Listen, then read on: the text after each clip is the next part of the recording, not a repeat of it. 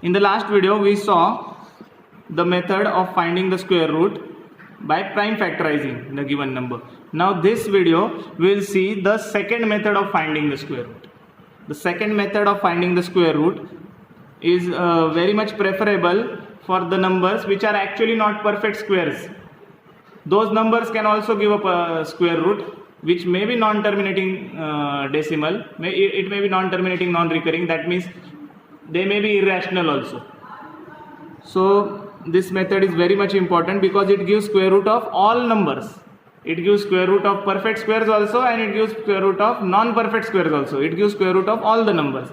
Let's find it for 1764 only, because that was the example which we saw in the last video, and then we'll find it out, we'll try it out on some different numbers. 1764. Now what's our target? Our target is just to make pairs first. How do you form the pairs? Wherever is the decimal in this entire number, you just find the decimal and then start finding the square root. If there is no decimal, that means decimal point is present at the last.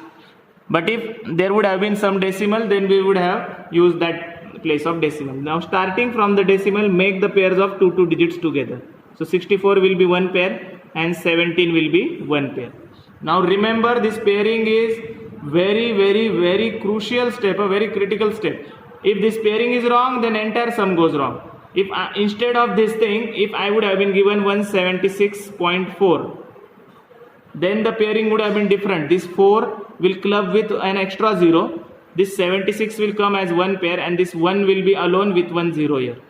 So you can add up zeros on the leftmost or rightmost side to form the perfect pairs, and the pairing would have been different, and it will give a different square root, it will give a different square root. Both are totally different.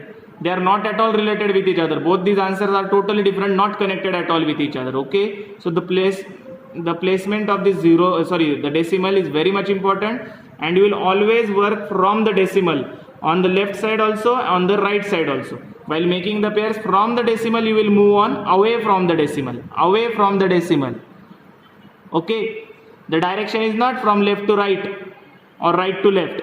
The direction is starting from decimal to away from the decimal. From the point, you will form pairs on the left side and on the right side. If any digit is not having a pair, you will add extra zeros, maybe on the right side or maybe on the left side. This was very critical step. That's why I have given enough weightage or enough time to explain this thing, that you have to start the pairing from the decimal dot. Okay, now we'll move on further. Process is very simple. After making the pairs, I am writing it bigger here. After making the pairs, what you have to do is, you should know that whatever number of pairs are there, those many digits will come in the answer. How many pairs do we have? We have got 2 pairs. That means 2 digits answer. The answer is 2 digit. The square root is 2 digit. This method is called as division method. Okay, simple. Now what we'll do is, initially we'll start with boxes. Later on you may exclude the making of boxes and you can directly write the digits, but for the beginners I would suggest write the boxes. These 3 are the positions where we'll make the box. Now inside the box, we are allowed to write a single digit which will be replicated at 3 different places. Means what if I write here 0, 0 will be written here also, here also. If I write 1, 1 will be written here also, here also. If I write 2, 2 will be written up also, down also. Okay, so I have to write a single digit here, but the answer should be multiplied with itself to give a number which is closest to this number. So I will start with 0. 0 zeros are 0, still it is far. 1 ones are 1, still it is far. 2 twos are 4, far. 2 twos are 4, 3 threes are 9, still far. 4 fours are 16. Okay, 5 fives are 25. Now 25 is bigger than this. So which was the latest number which was satisfying our condition? 4. So 4 multiplied by 4 gives me 16. Remember that inside the box we have to write a single digit. A single digit is allowed, and the same digit has to be written here, here and down as well. At all the 3 positions, the same digit has to be written. Now here we go on like a normal division process. Whatever is the multiplication, we subtract from this thing. So 17 minus 16 gives me 1. And here, like a normal division process, we bring one digit at a time, but here in this method of finding square root, we have paired the number. So 64 together as a pair it will come down. Not one digit will come down, entire pair comes down at one time. Okay, this is only the difference between normal division process and division process of finding the square root. Here we have to bring the entire pair down. In normal division we have to bring only one digit at a time. Now what will happen here, these both digits will add, but whatever is the answer, it will be written outside the box, and again 3 new boxes are made.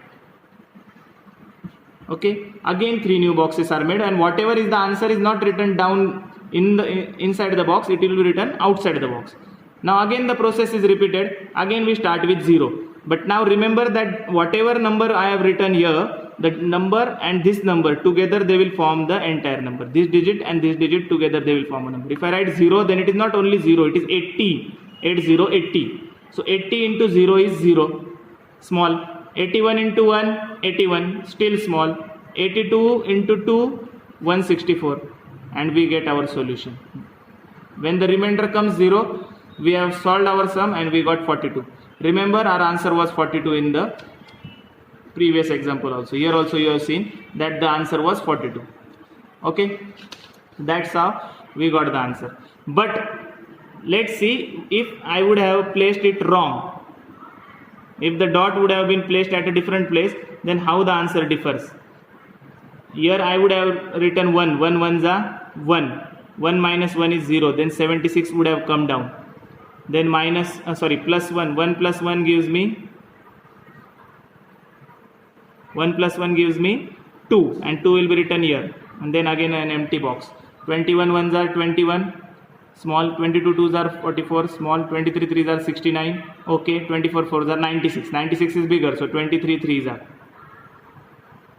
69, 16 minus 9, 7, 0, then 40 will come down, and here decimal will be placed as it is. 23 plus 3, 26, and again an empty digit here. That empty digit will be replicated here also and here also. So 261 ones are 261, small. 262 twos are, still it is small. Let's try 263 threes are. 3 threes are 9, 6 threes are 18, 2 threes are 6, 7.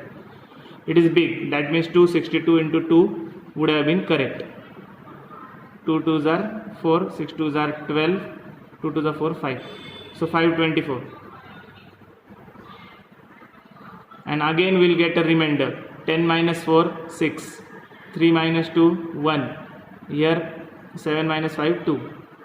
So it will be 2, 6, 2, 2, 6, 4, and again an empty box. And it will go on infinitely long. Why it is going infinitely long? Because 176.4 is not a perfect square, and 1764 is a perfect square. Okay, that means you can clearly have a demo that if the point is placed at some other place, it is the meaning is totally different, the meaning changes. And for being a perfect square, after the dot we need the numbers in pairs, like there should be 2 digits, or there should be 4 digits, or there should be 6 digits, 8 digits, like that. And if zeros are there, they should also be in pairs. Now here what was happening, only 0.4 was there, a single digit was there, and even if 0 is written, it is single 0. So that's why it does not form a perfect square. And when a number is not a perfect square and we are forcefully finding the square root, we know that it will be irrational. Irrational means infinite numbers will be there. So you can find up to certain number of digits and then round off. You know the process of rounding off. Okay. The process of rounding off we'll see. The process of rounding off says that if I have numbers from say 1 to 10, if I have numbers from 1 to 10, till the numbers 1 to 4, 1, 2, 3 and 4. If I have these digits, they will come in the team of previous numbers. Previous numbers means it will come in the team of 1. And if it is coming after 5, then it will go in the team of 10. Let's see it with an example. If I have 564 rupees. If I have 564 rupees. And so if I am asked that round it off to the nearest 10th digit. 10th digit means this digit. This is my 10th digit. If I have only 10 rupees notes, so I have 2 options to give. Either I will give 560 rupees or I will give 570 rupees. So which is nearer to this? Clearly 560 is nearer. So 560 will be selected. Now if I have 565 rupees. Now which is nearer? 560 or 570? Logically, both will be at equal distance, but we consider optimism, we consider positivity, and that's why we promote it to the next thing, that is 570. If I have 565, still I have got two options, 560, 570. So which option will be selected? 570, like that. 566. 566 will go to 570. 577 will also go to 570. 578 will also go to 570. Sorry, 568. 67, 68, 569, all of them will go to 570. So who will go to 560? Only 561, 562, 563 and 564. That's how the things work. I'll re-explain this thing in the next video.